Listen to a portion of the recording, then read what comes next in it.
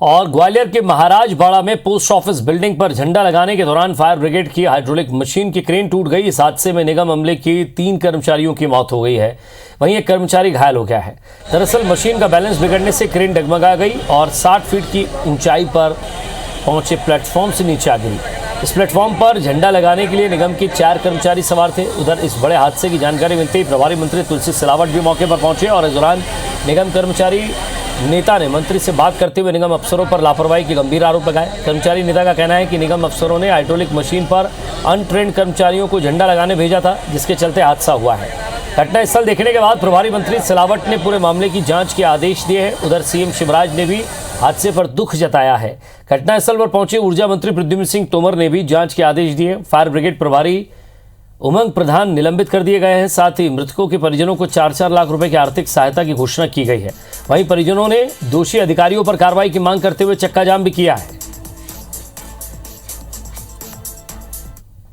सुबह जो झंडा वर्धन के लिए गाड़ी बुलवाई गई थी और समय पर कोई अधिकारी नहीं आए। हमारे कर्मचारी को आज जान गई इनके बाल बच्चे कैसे पोषण होगा।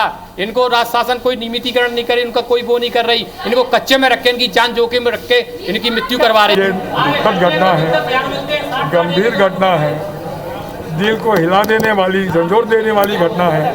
पूरी सरकार इस परिवार के साथ है और जो बन पड़ता है वो सारी सुविधाएं इस परिवार को दी जाएगी और इसकी निष्पक्ष जांच कराई जाएगी।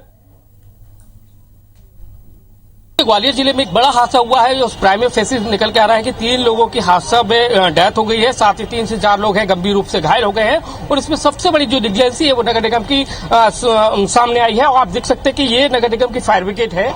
जो ऊंची ऊंची इमारतें होती है वहां पर आग बुझाने के लिए इसको खरीदा गया था। लगभग 3 से 4 करोड़ रुपए की लागत में इस मशीन को खरीदा गया था। लेकिन आप देखेंगे कि ये मशीन आज 15 अगस्त के पहले जो बिल्डिंग है नगर निगम का पूर्व ऑफिस है वहां पर झंडा लगाने का काम कर रही थी, साथ ही लाइटिंग का काम कर रही थी। और उस दौरान ये जो क्रेन का जो सबसे पहला ये जो पिलर है वो डाउन किया और उसके बाद ये जो ट्रेन थी क्रेन थी वो पलट गई। और आप देखेंगे कि दूसरा हिस्सा भी धराशायी है। और उसके बाद अब इस क्रेन को हटाने का काम है वो किया जा रहा है। एक क्रेन लगी हुई है वो हटा रही है, दूसरी क्रेन, एक और बड़ी क्रेन आ गई है इसको हटाने के लिए। लेकिन ये ऐतिहासिक बिल्डिंग है, जैसा कि आपको देखेंगे लगभग कहा जाता है कि 100 से 1.5 साल पुरानी ये बिल्डिंग है।